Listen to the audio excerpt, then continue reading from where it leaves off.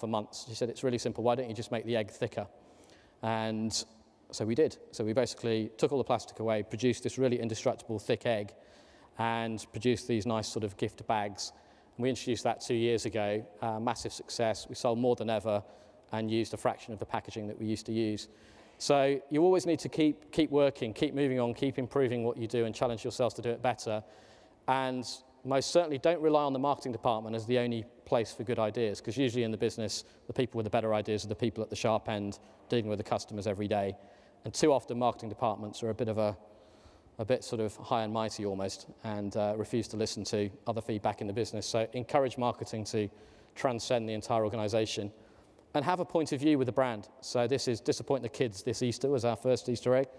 Whilst everyone else is giving them fluffy bunnies and free mugs, we give you dark 70%. And even the mini eggs that we put with it are dark 70%. There's no chance the kids will want to nick your Easter egg. This is an Easter egg for grown-ups.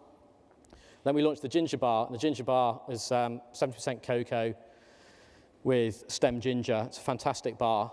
We did some research and we sent out to our existing customers. We said, we're trying to launch another 2 or 3 bars from Green and Black's. Here are 10 possibles. Can you taste them and rank them for us? And they did. And the guy who was our taste developer said, no doubt about it, the best one will be ginger. Anyway, the results came back and the worst scoring product was ginger, the one he thought was the best. So I guess 2 ways you go there. Most companies would say, actually, we can't possibly launch that because our customers haven't rated it as much as the caramel or the fruit and nut version. When we actually looked at the data, what we found is that if you took the 100 or so responses that we had, divided all the scores and looked at a mean average, then ginger really was bottom of the pile. If you then looked a bit deeper and said, for those customers that have expressed a preference for ginger, what's their score? And they were scoring the product, literally 11 out of 10. Those that didn't like ginger were scoring it 1 out of 10. It's a very polarizing thing. So when you look at data, don't always just look at the average of the average, because actually you end up doing the very average things that everybody else in the market can replicate. I just want to finish on a couple of principles, really. The first one, in a business like ours, which has grown fast, you have to try things. And what you can't do is put the business at risk by doing lots of crazy initiatives and spending all of your budget. My approach to these things is that the best way to test products is actually out in the marketplace. There's only so much you can do with focus groups. You have to get out there and give things a go.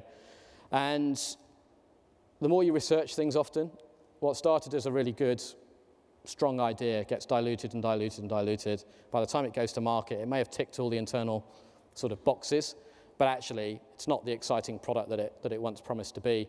So you have to be a bit daring. The way that we budget for new product development or innovation is slightly unusual in that we agree a budget for the entire business that doesn't include any sales from new products, which is a slightly risky way of operating. So we don't put ourselves under pressure on new products, but we do put in our costs an allowance to develop new products. So it's almost like a fund for innovation. And what that means is that we give innovation a chance. So we develop products, but we don't put them under pressure. So we don't put them into the market and say, unless this does £300,000 in the first 3 weeks, it's a failure. So it encourages people to start things in a small way, learn from them. And there are occasions where we've launched things and the reaction hasn't been so good, and you can gracefully withdraw. It's not as if you've done a big marketing campaign around the launch. And then there are other occasions where you get a positive reaction, and then you can fine-tune and then really launch with conviction and absolutely put the targets into the sales budget. But live testing in a small way is definitely the best way to go. One final story, which is about, again, I talk about the marketing department not just being the marketing department. It's probably my favorite story from the whole Green and Black's growth, which is in 2004, the phone went in our office, and Lucy, who was our office manager, took the call, and this guy on the end of the phone said, I really like your chocolate. I've got a sandwich shop in London, and I want to sell your chocolate. And she said, well, that's great. We do a small size that's perfect for sandwich shops. Are you aware of that? And he said, yeah, I've seen it. He said, but I need to talk to your managing director. And she said, well, actually, he's not here at the moment. Can I help you? Could I send you some samples? Perhaps if I send you them, we've also got a display stand that's designed to sort of sit on top of the sandwich area for your type of store. Maybe I could send you an image of that, and if you'd like one, we can get one delivered to you. Why don't I send you some chocolate for free, try it out in your stores with your customers, and then if you'd like to order it, here's my number, phone me back, and we can tell you how you could order the product through our wholesalers. So this guy said, well, that's all, thank you very much for that, but I need to talk to a director. And he just wouldn't go away, and he was very, very difficult on the phone. And He said, well, if your chief executive isn't here, can I talk to your sales director? And the good news was the sales director was out with a customer, which is always a good sign. So next in line in the office was me. And Lucy said, Mark, I've got this guy on the end of the line. I've done everything I can. He seems to not want to go away until he's spoken to a director. Can you take the call? I said, no problem. Took the call. And I said, good afternoon, Green & Black. This is Mark speaking. I'm the marketing director. And he said, hi there, Mark. Can I just say, firstly, Lucy and your office manager, absolutely fantastic. How rare is it to talk to someone that can actually describe the product? And she did an awesome job. He said, I know I'm a complete pain, but I like testing people. She did an awesome job, so could you give her that feedback? And I said, thank you very much for that. By all means, I will. Anyway, how can I help you? I understand you've got a sandwich shop. And he said, well, actually, I've got 180 sandwich shops. I'm Julian Metcalf. I'm the founder of Pret a Manger. I love your chocolate, and I'd like to sell it in all of my stores. Can you come and see me? So next day I went to see him, and 10 weeks later we had a special bar, I think you saw it on the video at the start, in all 180 Pret a Manger stores, targeting those urban professional customers that we set out to achieve. And the moral of the story is that we're all in sales, really, and the sales job is not the job just of the sales department, and the marketing job most certainly isn't just the job of the advertising or design or promotions people. So you need to get people constantly, all being ambassadors for your brand and business, because you never quite know who's on the end of the phone, and every touch point is equally important. I hope some of that whistle-stop tour is interesting in terms of the growth of Green & Blacks. I know lunch is waiting, but if there are any questions, happy to take them now, but thank you very much for your time.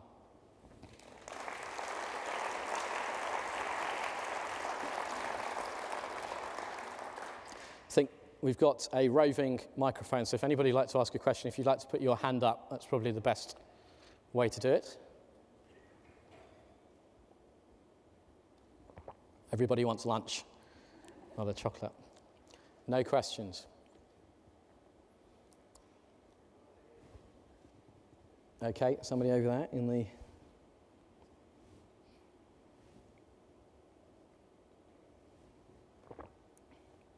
Do you have any big plans for the future and anything different you're going to do? In terms of different products, or different products, maybe opening outlets or anything like that? We have looked at opening our own shops. That's not something that we're planning to do. We're certainly very interested in doing more, having a more active involvement in terms of e-commerce. We see that probably as more of our way of retailing direct rather than opening shops. In terms of different product areas, we've over the years launched into, we do ice cream and hot chocolate, and we do baking chocolate as well. So we're already in quite a few categories.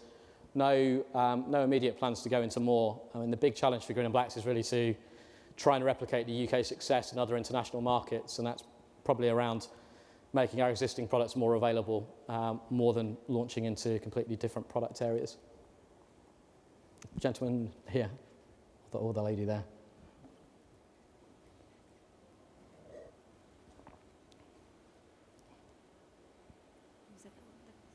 Lady, yeah. Okay. You were talking about the ginger chocolate and said it was 70%, but isn't it 60% now? And I just wondered whether that was a cost implication, because it's certainly changed the taste for me, and I don't like it as much. That's actually my error. It's always been 60%, so it's actually never changed from 70 to 60. But that's a very good spot. Yeah, and it's the same with the Maya Gold as well, isn't it? All the flavours are 60%, and they lose vary. A bit of the bit of the kick. We try and get the right balance. I mean, for straight dark chocolate, the main selling product we have is the 70%.